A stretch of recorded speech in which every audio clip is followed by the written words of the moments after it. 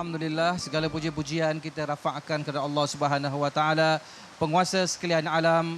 Selawat dan salam ke atas junjungan besar baginda Nabi Muhammad sallallahu alaihi wasallam, ahli keluarga baginda serta para sahabat. Seterusnya, sidang penonton yang dirahmati Allah, Assalamualaikum warahmatullahi wabarakatuh. Alhamdulillah, pada petang yang berbahagia ini kita bersiaran langsung dari perkarangan Stadium Petrajaya Kuching, Sarawak, sempena dengan Karnival Jom Heboh di tanah atau bumi bertuah ini, Sarawak. Alhamdulillah, pada petang ini juga kita bersiaran langsung dengan cuaca yang begitu nyaman kerana hujan lebat sejak pada tadi. Dan terima kasih kepada pengunjung-pengunjung bus Kota Ilmu ini yang bersama-sama untuk meraihkan Al-Kuliah, ibu-ibu, saudara-saudara, penduduk penghuni Kuching. Itu dia, buktinya hujan sedang rancak di sini ya. Dan bersama-sama dengan saya Al-Fadil Ustaz Hanafiah Abdul Malik. Khabar Ustaz? Alhamdulillah sihat. Dan kami akan bicarakan tajuk yang diberikan di sini, iaitulah dosa percuma. Dan insya-Allah di dalam siaran ini juga kita akan bersama dengan anak-anak muda daripada Kuching, Sarawak ini yang akan menendangkan lagu-lagu nasyid dari kumpulan In Track. Masih muda, belia dan bertenaga. Dan nantikan untuk melihat persembahan mereka bersama-sama dalam siaran Al-Kuliah ini. Untuk memulakan perbincangan kita ni Ustaz, saya petik satu ayat Al-Quran dalam surah An-Nisa ayat yang ke-31. Ba'da a'udzubillahi minasyaitonirrajim. Bismillahirrahmanirrahim. In tajtanibu kaba'ira ma tunhauna anhu nukaffir ankum sayyi'atikum wa nudkhilkum mudkhalan karima. Sadaqallahul azim. Jika kamu menjauhi dosa-dosa besar di antara dosa-dosa yang dilarang kamu mengerjakannya, nescaya kami hapuskan kesalahan-kesalahanmu, yakni dosa-dosamu yang kecil, dan kami masukkan kamu ke tempat yang mulia, yakni syurga. Daripada ayat itu tadi, bahawa dalam Islam ini kita tahu ada dua dosa, iaitu Ustaz, dosa-dosa besar dan dosa-dosa kecil. Tapi hari ini kita nak bicara tentang dosa percuma. Apakah yang dimaksudkan dengan dosa percuma ni Ustaz? Silakan. Assalamualaikum warahmatullahi wabarakatuh. Alhamdulillah wa bihi nasta'in. Asyhadu an la ilaha illallah wa asyhadu anna sayyidana Muhammadan abduhu wa rasuluh. Wa nusalli wa nusallim hazal nabil karim sayyidil mursalin wa ala alihi wa sahbihi ajma'in, amma ba'd. Terima kasih Tuan Pengerusi Majlis, Ustaz Muhammad Fasil, penduduk-penduduk Kota Bandaraya Kuching. Alhamdulillah, kami orang Sarawak, lahir Sibu Sarawak. Tapi kami bisa cakap Sarawak. Cuma 2 tahun saja di Sibu. Lepas tu balik Semenanjung. Alhamdulillah tuan-tuan dan puan-puan, muslimin dan muslimat yang dirahmati Allah. Pada petang ini hujan renyai membasahi, mencuci dosa kita semua tuan-tuan, menguci kekotoran yang berlaku di dalam diri kita dan di bumi ini. Tuan-tuan dan puan-puan, muslimin dan muslimat, dalam hujan ni pun ada juga yang berdosa. Dosa dia macam mana dia kata? Hujanlah pula. Itu satu dosa. Dia mempertikaikan pemberian Allah. Hujan itu adalah rahmat, hujan itu adalah rezeki, hujan itu adalah makanan bagi tumbuh-tumbuhan dan pencuci. Tapi dia mengeluh hujanlah pula. Hujan, susahlah.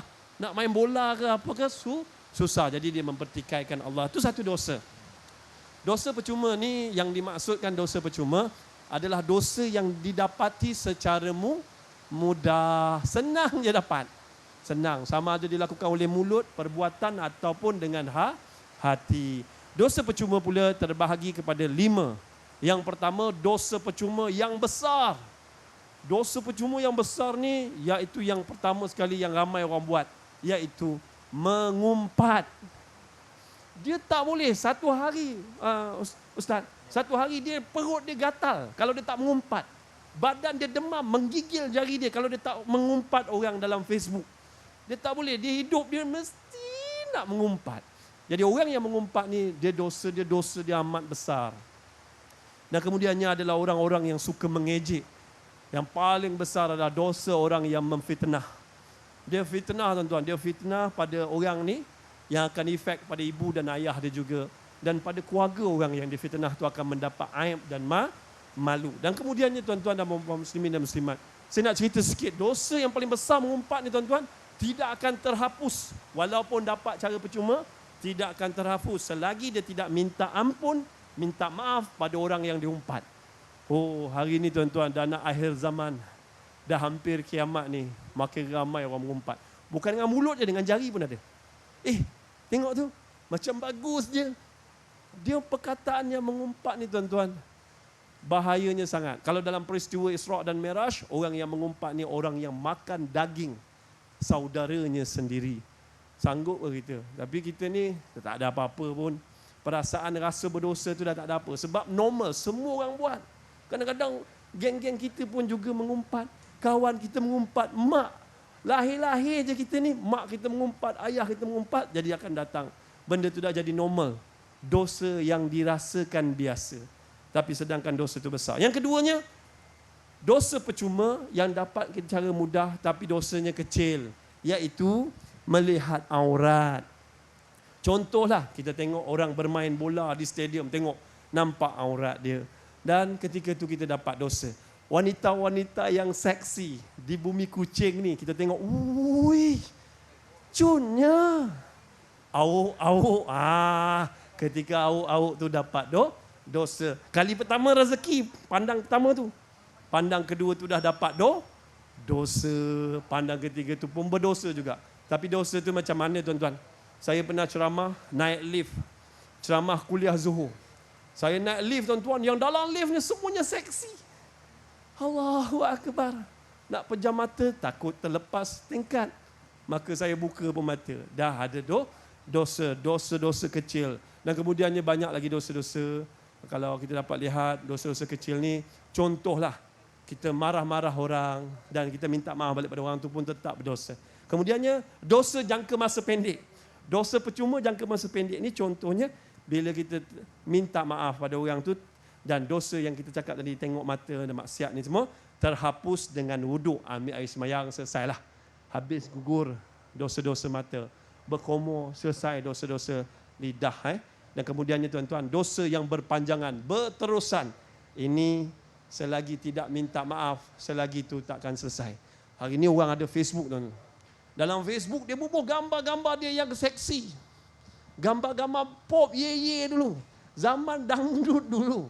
Dengan rambutnya terdedah, dengan auratnya terbuka, dengan pakaiannya seksi. Dulu sebelum kahwin, lepas kahwin, ya Allah, seksa.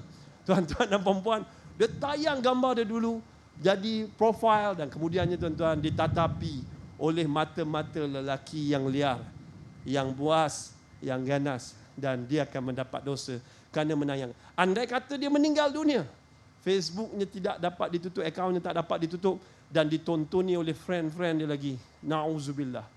Walaupun dia telah meninggal dunia, tetapi dia akan terus diseksa kerana dosanya masih bersiaran di dalam Facebook ataupun internet. Tuan-tuan dan puan-puan, dan satu lagi, dosa berterusan ni, selagi sampai kita tak minta maaf dengan orang tu, kita umpat orang tu, kita tak minta maaf dengan orang tu, sampai bila-bila dosa itu akan berterusan.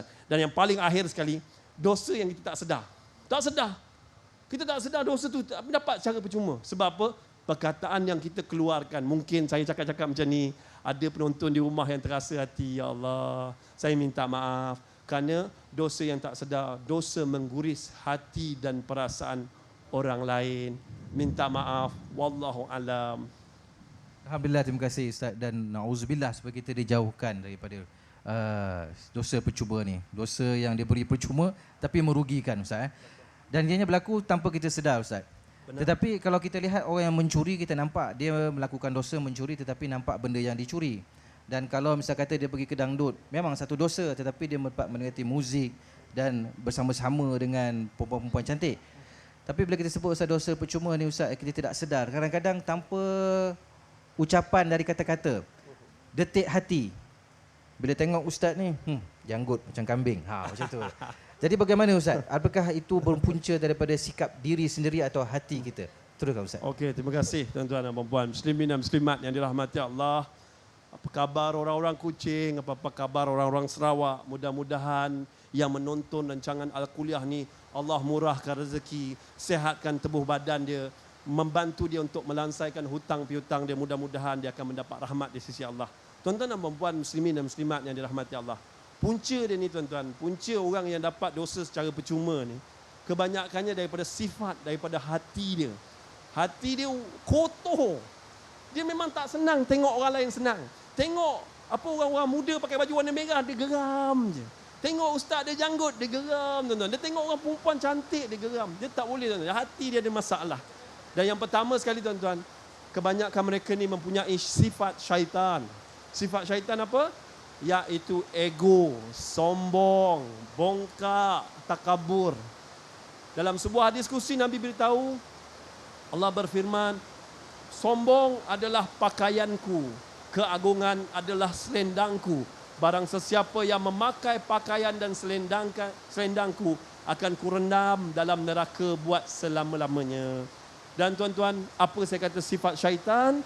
Dia suka merendahkan orang lain, suka memandang orang lain salah 24 jam. Orang tu salah, orang ni salah, dia saja yang betul. Pepatah Melayu mengatakan, kuman di seberang laut dia nampak, tetapi gajah depan mata sendiri dia tak nampak.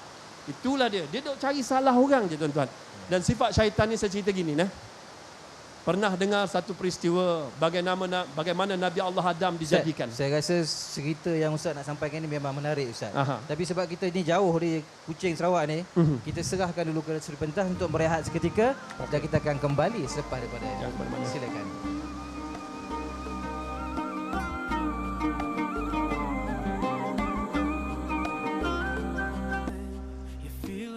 Alhamdulillah kembali bersama dalam Al-Kuliah secara langsung persiaran di perkarangan Stadium Petrajaya Kuching Sarawak.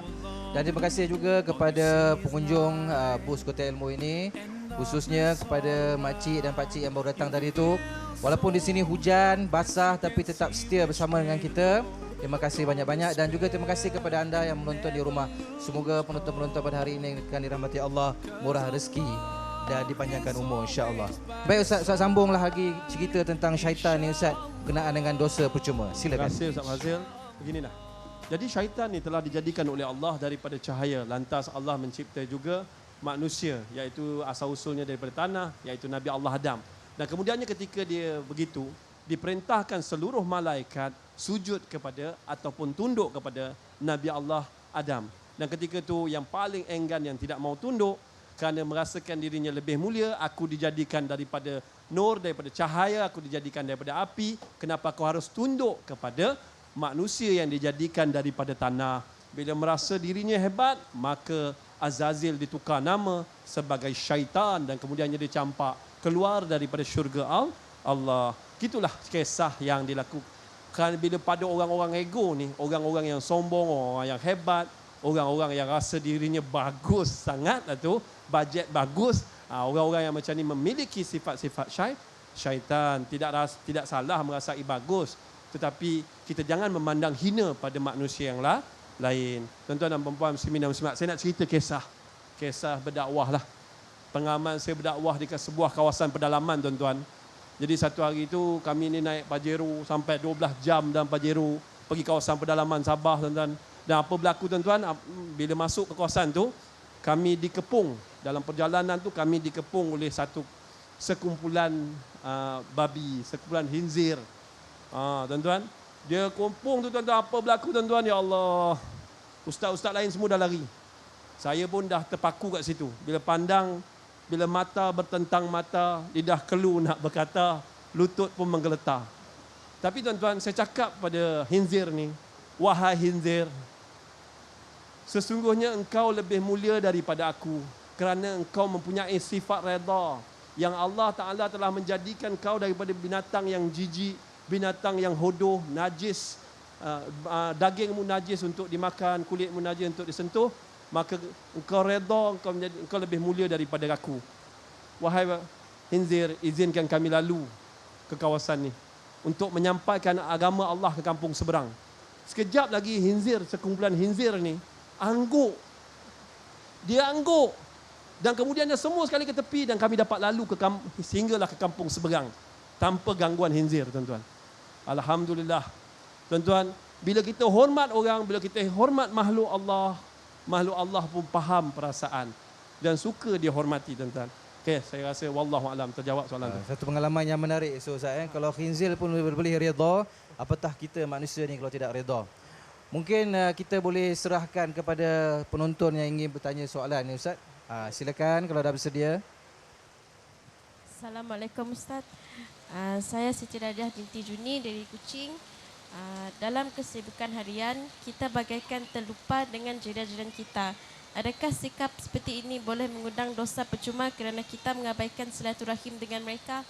Terima kasih. Terima kasih Siti Hajar. Teruskan Ustaz. Terima kasih Siti. Okey, begini nah. Jawapan dia begini. Kalau kita terlalu sibuk dan kemudiannya kita tak hiraukan jiran-jiran kita, kerana sibuk tak ada masalah. Tetapi apabila kita diundang oleh jiran-jiran kita untuk datang ke majlis kerajaan mereka, tiba-tiba kita tak ada haral, masa kita lapang, kita tak ada alasan, ketika itu kita tak pergi rumah dia, itu adalah satu kesalahan. Dan kemudian tuan-tuan ada kematian di rumah jiran-jiran kita tak pergi, itu satu kesalahan. Tetapi kalau kita terlalu sibuk, contoh kehidupan di metropolitan, di bandar-bandar, kita memang tak, kadang-kadang jiran pun kita tak kenal. Tuan-tuan dan puan-puan, saya rasa terjawab soalan Siti tu. Siti tak sejuk situ tadi? Sejuk? Allahu Akbar. Mudah-mudahan dapat pahala syurga Allah nanti. InsyaAllah. Masalahnya Ustaz, apabila kita melakukan dosa ni, Allah SWT tidak meletakkan jumlah dosa tu depan mata kita. Macam mana kalau kita main game, Angry Bird misalnya, kita nampak mata skor mata kita kan. Kalau kita main kutu, kita nampak jumlah duit kita bertambah-tambah.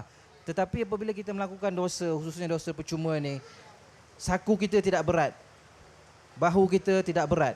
Walaupun kita bersembahyang, walaupun kita berpuasa. Jadi bagaimana keadaan tu Ustaz?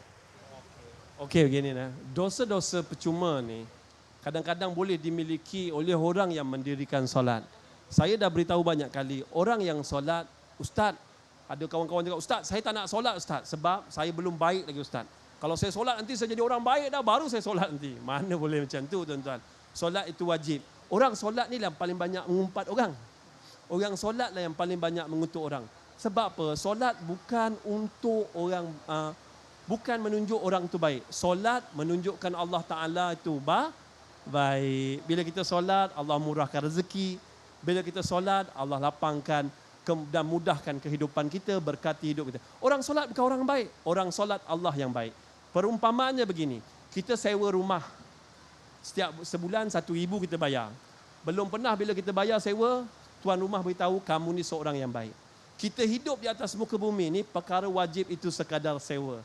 Kita hidup di atas muka bumi daripada zuhur ke asar, kita solat asar, itu sekadar membayar sewa nikmat Allah hidup di atas muka bumi ni sampai waktu asar. Maghrib yang kita sembahyang sekadar membayar sewa. Orang bayar sewa bukan orang baik, tetapi orang-orang yang mendirikan amalan-amalan sunat dan sunnah secara istiqamah, itu adalah orang-orang yang soleh, orang-orang yang baik. Contoh, orang-orang yang pergi masjid ni kadang-kadang tuan-tuan elok juga, tapi dosa percuma dia, muka dia masam. Datang masjid, muka macam Undertaker, muka macam Bonza, jalan macam tu. Orang yang budak-budak muda, kalau bising sikit, dia marah tuan-tuan, sampai budak-budak muda tu tak nak datang masjid lagi dah. Bila tak nak datang masjid, budak-budak muda melepak dan akhirnya jadi mak rempit. Dosa ada saham kat dia. Dosa tak percuma. Sepatutnya orang-orang masjid ramah, mesra alam dengan golongan orang-orang muda. Bila orang muda datang, salam, peluk, syabas. Syabas orang muda pun datang memeriahkan rumah Allah. Subhanallah. Tentu orang muda hari ini ramai di luar sana. Kalau orang-orang masjid muka senyum, orang surau muka senyum, insya-Allah makin ramai jemaah yang memeriahkan rumah Allah Subhanahu Wa Taala. Tuan-tuan dan puan-puan, kemungkinan orang yang solat juga buat dosa-dosa ni, kemungkinan dia tak khusyuk. Dia sembahyang Allahu Akbar, Bismillahirrahmanirrahim, nak khusyuk ni, Alhamdulillah, menguap. Orang amin dia, Tuan-tuan banyak. Saya bab menguap ni tuan-tuan. Pernah satu hari saya ke sebuah negeri tuan-tuan. Bilal, dia yang paling banyak orang menguap ni solat Zuhur. Solat Zuhur paling ramai orang menguap. Pernah satu hari tu semayang Zuhur, Bilal tu azan Zuhur menguap. Allahu Akbar, Allahu Akbar. Macam Madinah punya azan. Yang kedua, Allahu Biar habis tuan-tuan. Jadi tuan-tuan, menguap ni memang akan terganggu 2 waktu. Satu zuhur, satu sembahyang isyak. Tapi tuan-tuan, kemungkinan bila solat tak khusyuk, maka dia masih kekal melakukan dosa-dosa. Tetapi mereka ni tidak dipanggil munafik, tetapi kekal melakukan dosa-dosa kecil, dipanggil fasik, orang-orang fasik. Wallahu a'lam. Ustaz. Baik Ustaz, tapi apakah mungkin ada indikatornya mereka yang banyak melakukan dosa ni, ibarat satu titik hitam di hati, apabila banyak melakukan maka hitam itu akan menjadi banyak. Apakah kita boleh lihat daripada raut wajahnya atau perbuatannya Ustaz? Tuan-tuan dan puan muslimin dan muslimat yang dirahmati Allah. Ramai yang bertanya Ustaz berdakwah pada golongan pelacur, Ustaz berdakwah pada golongan-golongan yang terlibat dengan dadah. Kenapa Ustaz masih ni? Saya masih memandang mereka ni adalah orang-orang yang lebih mulia daripada saya. Walaupun di muka mereka tu, muka dia penuh dengan kehitaman, dosa, muka bengis. Kalau bercakap, asyik salahkan orang, dia saja yang betul. Dan indikator kalau kita dapat tengok dia ni, selalu mengeluh. Semua tak selesa.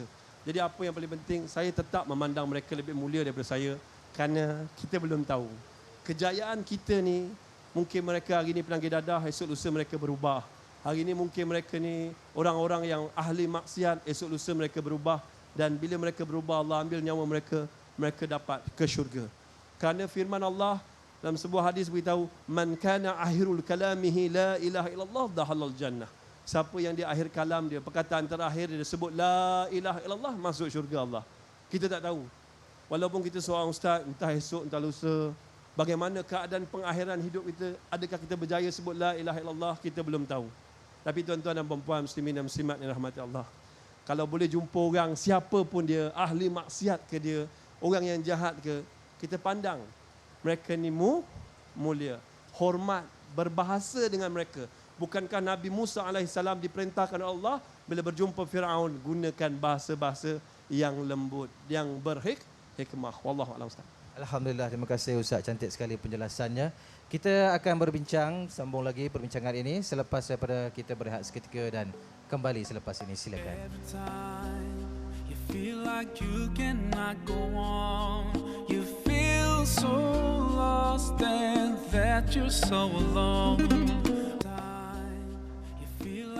Alhamdulillah, kembali bersama dalam Al-Kuliah bersama dengan Al-Fadil Ustaz Hanafiah Abdul Malik, dan kita bersiaran secara langsung dari perkarangan Stadium Petrajaya, Kuching, Sarawak, sempena dengan Karnival Jom Heboh. Baiklah, untuk tidak membuangkan masa Ustaz, kita bagi peluang kepada penonton kita yang setia ni untuk menyampaikan soalan. Silakan. Assalamualaikum Ustaz. Saya Puan Miriani binti Muhammad Ali Omar, bangsa dari Kuching, Sarawak. Saya ingin bertanya Ustaz satu.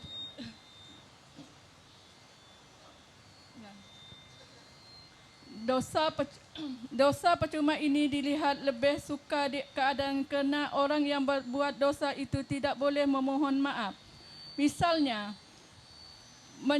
mencaci orang yang tidak dikenali, macam mana hendak minta maaf sebab kita tak kenal dia. Apa pandangan Ustaz? Terima kasih. Terima kasih Puan. Jelas Ustaz, silakan. Terima kasih. InsyaAllah. Begini. Kalau kita dah buat dosa secara tak sengaja, secara percuma kita dapat dosa yang amat berat apabila kita mengumpat orang yang kita tak kenal. Contohlah golongan yang diumpat yang tak kenal dan susah nak minta maaf, golongan artis, ahli politik, pemimpin, bos, kadang-kadang pangkat besar dan selebriti. Sebab kita orang-orang yang macam ni lah selalu dikatakan oleh ni kata, dan mereka tak berani nak minta maaf kat kita. Dan tak tahu macam mana nak minta maaf kat kita. Sedap je dia kutuk kita, sedap dia umpat kita, dia nak minta maaf, dia tak tahu macam mana. Jadi Allah kata, kalau boleh, jangan buat. Jangan umpat orang, jangan kata orang, jangan kutuk orang, jangan ejek orang. Kalau boleh jangan, kawal mulut tu. Astaghfirullahalazim, aku pun banyak dosa. Kenapalah aku sibuk melihat keburukan orang, sedangkan kita tidak lihat keburukan kita. Katalah, kalau kita dah tak dapat ni, kita takut kita berdosa, kita tulis dalam Facebook, tulis dalam Twitter kita, tulis, aku minta maaf pada Polan bin Polan, aku pernah kutuk, dan mulai hari ini aku bertaubat pada Allah dan memohon ampun pada kamu. Dan kemudiannya tuan-tuan, saya nak, ada satu yang Nabi beritahu, sekiranya orang tu dah meninggal dunia, kita tak sempat minta maaf pada dia, ada satu doa. Allahumma ighfir lana walahu. Allahumma ighfir lana walahu. Allahumma ighfir lana walahu. Nabi suruh amalkan doa ni, ya Allah ampunkan dosa aku dan dosa dia. Kita minta ampun pada Allah dosa kita dan dosa dia. Ada juga ulama terjemah Allahumma ighfir lana walahu ni maksudnya ya Allah ampunkan dosa aku kepada dia. Wallahu alam. Boleh amal. Dan tuan-tuan kalau dia dah meninggal dunia, tuan-tuan sedekah atas nama dia. Mungkin doakan kebahagiaan dia ke dalam kubur. Minta ampun atas dosa-dosa dia. InsyaAllah Allah mudahkan. Wallahu alam Ustaz. Tapi kalau perkara tu memang dah diketahui umum dan kita menyebutnya tanpa orang tu tahu. Contohnya dia ni kaki judi dan kita sampaikan kepada orang kaki judi juga. Jadi macam mana tu Ustaz? Perlu minta maaf juga. Dia nak mengumpat ni. Nak mengumpat ni ada 3 ke 4 benda yang dibolehkan dalam Islam.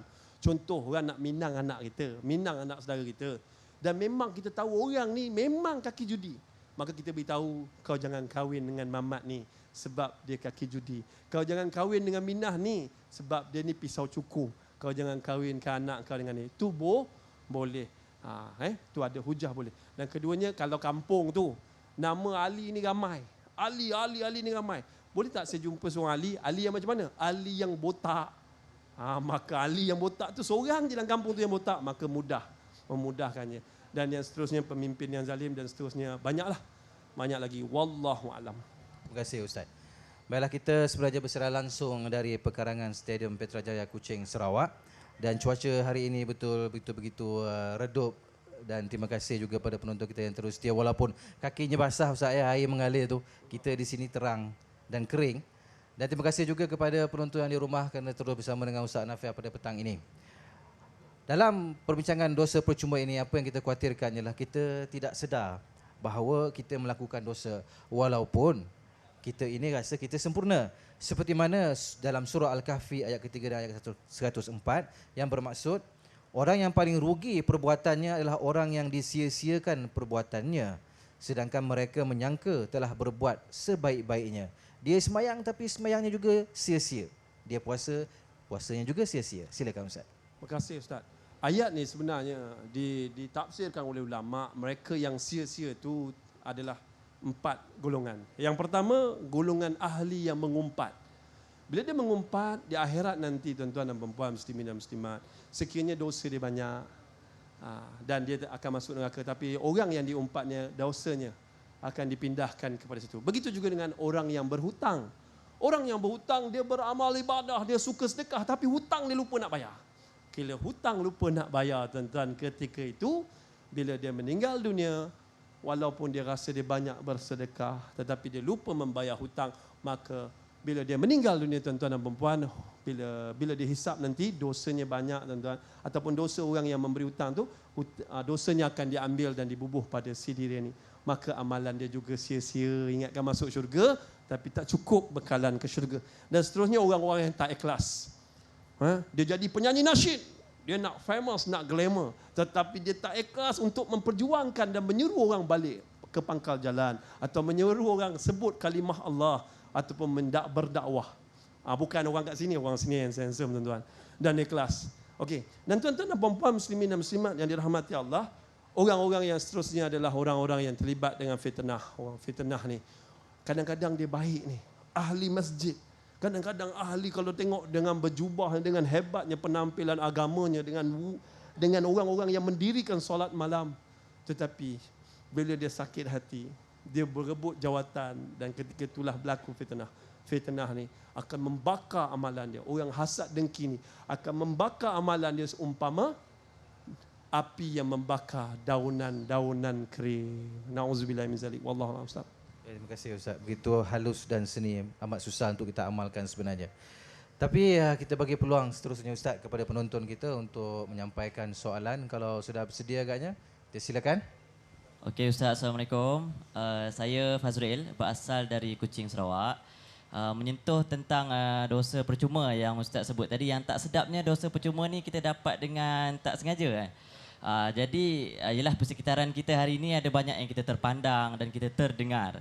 Jadi kalau macam ni, adakah dengan beristighfar sahaja cukup untuk menghapuskan dosa percuma itu? Itu saja. Terima kasih Ustaz. Terima kasih. Terima kasih. Cantik baju warna merah. Orang pun handsome, putih-putih. Ni mesti banyak makan laksa Sarawak ni. Tuan-tuan dan perempuan, muslimin dan muslimat yang dirahmati Allah. Saya paling minat mi kolok. Habis dah tempat saya cari makan, kenyang dah. Alhamdulillah, tuan-tuan dan perempuan, muslimin dan muslimat yang dirahmati Allah. Memanglah dosa percuma ni kat mana? Pandang kanan perempuan.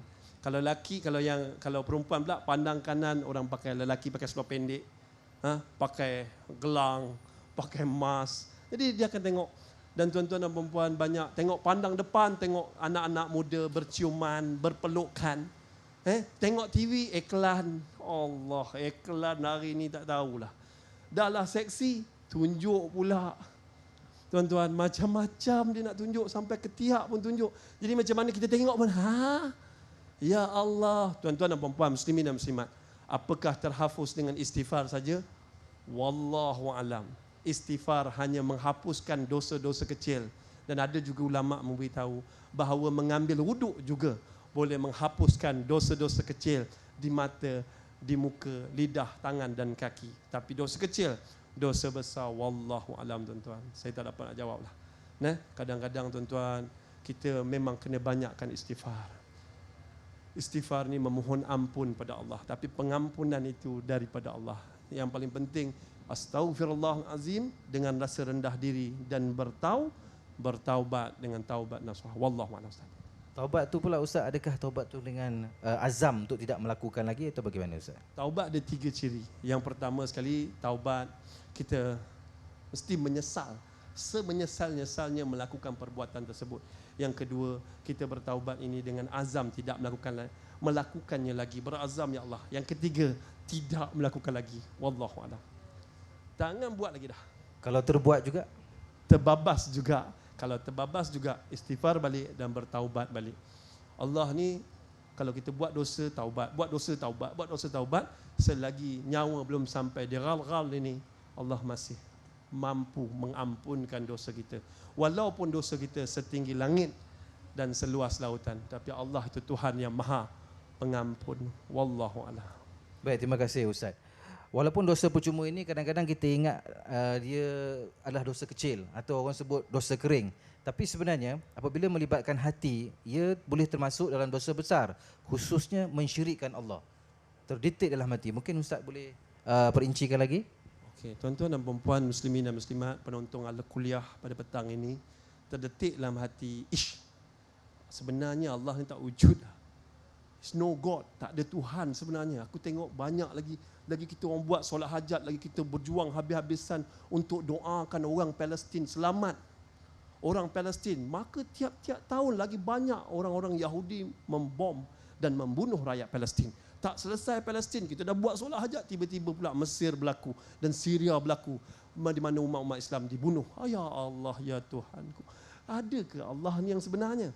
Dan kebanyakan mereka ni, tuan-tuan dan perempuan, mula meragui dan berputus asa dengan rahmat Allah. Dan bagaimana nak selesai masalah ni? Sedangkan masalah ni telah menimbulkan daripada hati tu, timbul perbuatan, dah malas solat, dah berputus asa tak nak doa, dah mula macam-macam tuan-tuan. Jadi cara yang paling bagus, kena paling banyak. Dan saya nampak di masjid dan di surau pada hari ini dah kurang zikir La ilaha illallah. Nabi beritahu dalam hadis, selepas solat amalkan 33 kali subhanallah, alhamdulillah, Allahu akbar, dan ramai orang terlupa la ilaha illallah. Proses bila kita sebut la ilaha illallah ini, dia memailing, dia memasak dalam hati tiada Tuhan selain Allah. Allah, Allah. Kalau kita nak buat bangunan yang tinggi, 88 tingkat mencakar bumi, kita mula-mula sekali kita kena korek tanah itu kepada teras yang paling keras. Kemudian daripada itu kita piling pagi, petang, siang, malam untuk memastikan bangunan itu bila ombak, badai, bencana bumi datang tidak akan bergoyang walaupun seinci.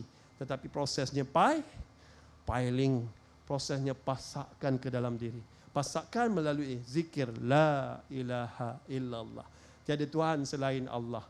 Membuang kebesaran makhluk, masukkan kebesaran Allah dalam hati kita. Kita akan jadi manusia yang berjaya di dunia dan di akhirat. Wallahu a'lam. Kalau dijadikan amalan ni untuk anak-anak kita Ustaz, Macam mana Ustaz? Bagus tuan-tuan. Hari ni anak-anak banyak yang menyanyi. Dia lagi masyarakat Melayu, masyarakat Malaysia lebih suka mengajar anak-anak menyanyi dan menari daripada mengaji dan mengkaji. Jadi bila jadi macam tu, aku yang dulu bukanlah yang sekarang.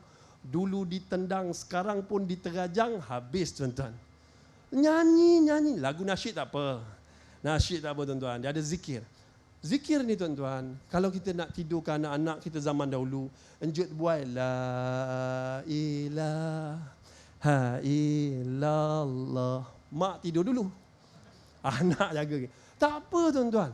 Tapi ingat, yang paling penting kena dendangkan la ilaha illallah, la ilaha illallah, supaya hati kita ni makhluk tu keluar, masuk kebesaran Allah. Dan bila orang yang ada kebesaran Allah dalam hati dia, dia akan sentiasa ingat Allah. Ajar anak daripada kecil, sebelum makan baca doa makan. Sebab baca doa makan tanya siapa yang bagi rezeki pada kita? Allah. Siapa yang mengenyang kita? Makanan atau Allah? Allah. Dan ketika itu tuan-tuan, insya-Allah, dan kita minta anak-anak amalkan selepas solat, selepas sebelum pergi kerja, naik bas, turun bas, la ilaha illallah. Insya-Allah anak-anak ni akan sentiasa bawah pemeliharaan Allah. InsyaAllah kita amalkan bersama. Kita berehat seketika dan kita akan sambung selepas daripada ini. Silakan.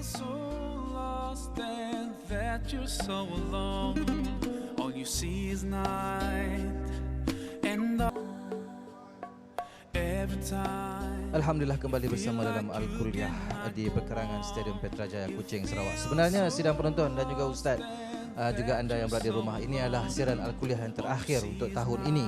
Dan mulai minggu depan tidak lagi Al-Kuliah, sebaliknya akan ada satu program baru yang dikenali sebagai Muhammadku. Jadi sebagai satu siaran yang terakhir ni Ustaz, mungkin Ustaz boleh berkongsi dengan kita. Kebanyakan daripada kita ini, termasuk saya jugalah, kita suka menghukum orang Ustaz daripada fizikalnya. Kalau kita lihat dia memang pelacur, dia ni memang confirm masuk neraka. Mungkin agaknya Ustaz boleh ceritakan sikit pengalaman Ustaz dengan orang-orang yang kita anggap mereka ini dah tidak ada lagi peluang untuk memasuki syurga. Silakan Ustaz. Terima kasih tuan-tuan. Penonton di rumah, insya-Allah pada petang yang indah ini, mudah-mudahan kita dapat mengubah sedikit perangai kita yang buruk ni kepada menjadi satu perangai yang lebih baik, iaitu merendah diri dan jangan menghukum orang. Hak untuk menghukum ada hak milik Allah. Syurga atau neraka itu milik Allah. Saya pesan satu kisah ketika saya berdakwah di satu lorong, mana ada salah seorang pelacur tuan-tuan. Dia bukan dosa percuma, memang dia cari dosa tu. Dan dosa yang dia cari itu dosa yang amat besar, iaitu berzina dan melacurkan dirinya. Kemudian bila saya bertanya kepada dia, rupanya dia mempunyai seorang anak dan suami dia adalah orang yang menyebabkan dia terjebak dengan najis dadah dan akhirnya bercerai, dan kemudiannya dia tak tahu bagaimana untuk hidup di kota bandaraya, dan kemudiannya ketika itu dia terpaksa melacurkan dirinya untuk membeli dadah. Dan pada satu hari saya datang berjumpa dia, iaitu pada tahun lepas masa Ma'al Hijrah. Dan kemudiannya saya berdakwah pada dia, menyerukannya, Allah ini Tuhan Maha Pengampun. Ustaz, tak ada ustaz yang macam ustaz ni datang jumpa saya memberitahu Allah itu Tuhan. Tuhan yang Maha Pengampun.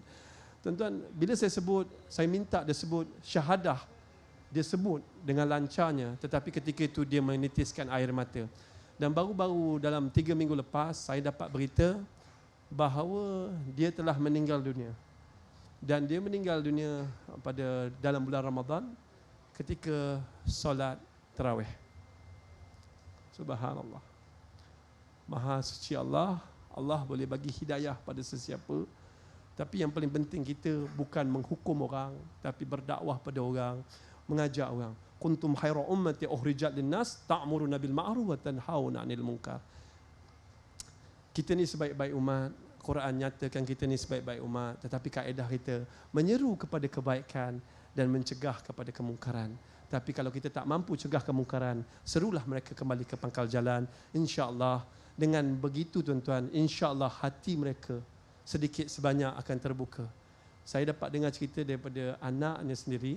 Selepas saya berdakwah tu, saya bagi satu nombor telefon dan saya berjanji pada akhir tahun ni pada dia untuk membawa dia melakukan umrah.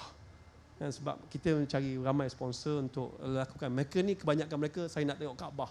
Saya nak berubah bila saya tengok Kaabah. Ya, Alhamdulillah, dia dah lihat Kaabah, dia dah lihat kebesaran Allah ketika dia sujud dalam bulan Ramadan. Wallahu a'lam. Itu Ustaz. Terima kasih Ustaz, satu perkongsian yang bagus. Maknanya benda ini berlaku dalam harian kita, dalam dunia kita hari ini. Bukan satu kisah ketika Rasulullah SAW, tapi tahun lepas Ustaz ya. Dan dia meninggal dalam bulan Ramadan tahun ini. Semoga rohnya dicuci rahmat. Dari itu pengajaran pada kita ialah jangan kita menghukum, dan walaupun kita terpelihara, diberi peluang untuk bersedekah, bersolat dan sebagainya. Tapi yang menjadikan panduan kepada Ustaz, kepada kita ni Ustaz, apakah cara untuk mendinding diri kita ni agar tidak mudah melakukan dosa percuma tu? Silakan. Terima kasih. Yang pertama sekali, merasa diri ni lemah. Kenapa Allah, kalau kita tanya anak-anak kita, kenapa kita kena semayang? Kata anak-anak kita cakap, Allah yang suruh. Saya tanya tuan-tuan, kenapa Allah suruh kita semayang? Jawapannya untuk mendidik kita ni supaya engkau rasa diri engkau lemah. Kita rasa diri kita lemah dan kita minta pertolongan Allah. Ihdinas siratal mustaqim. Tunjukkan kami jalan yang lurus. Pimpin kami ke jalan yang tersebut. Tunjukkan kami jalan yang lurus. Pimpinlah jalan orang-orang yang kau beri nikmat. Tuan-tuan dan puan-puan, bila kita rasa kita lemah dalam solat kita, maka kita akan jadi orang yang berjaya. Kan tuan-tuan dan puan-puan, dalam solat didik kita rasa bertuhan, rasa diri hamba, rasa diri bertuhan.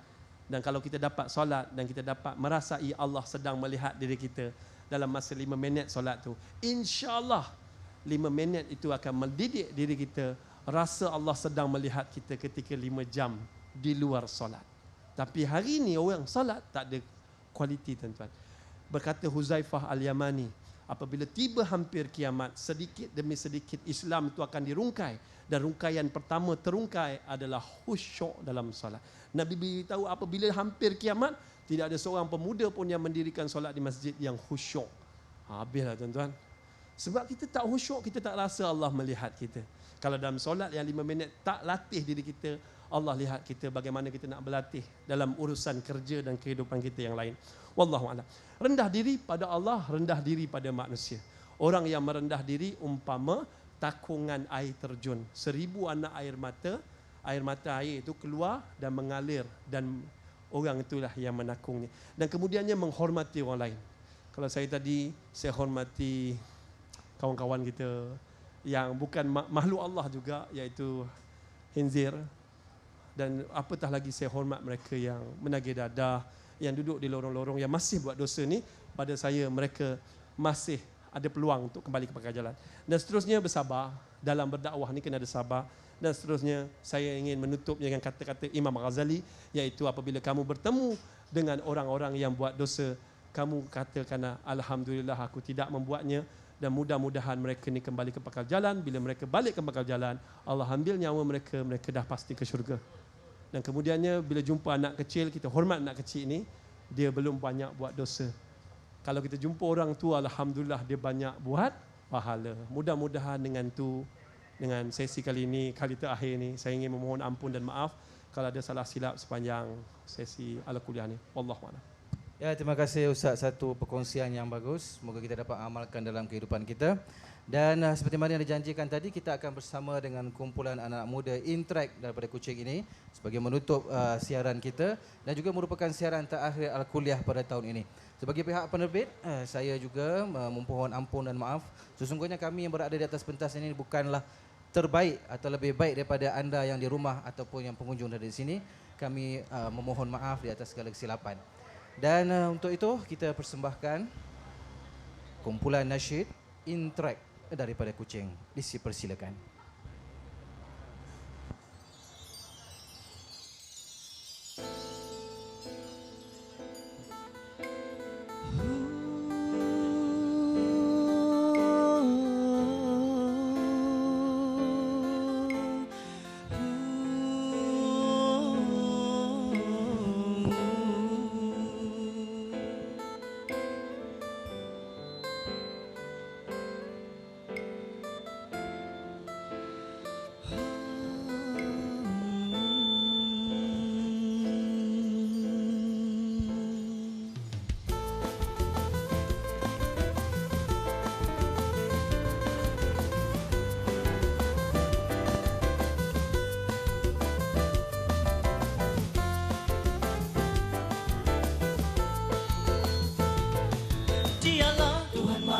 pengasih, Dialah Tuhan Maha Penyayang, Dialah Tuhan yang Maha Esa.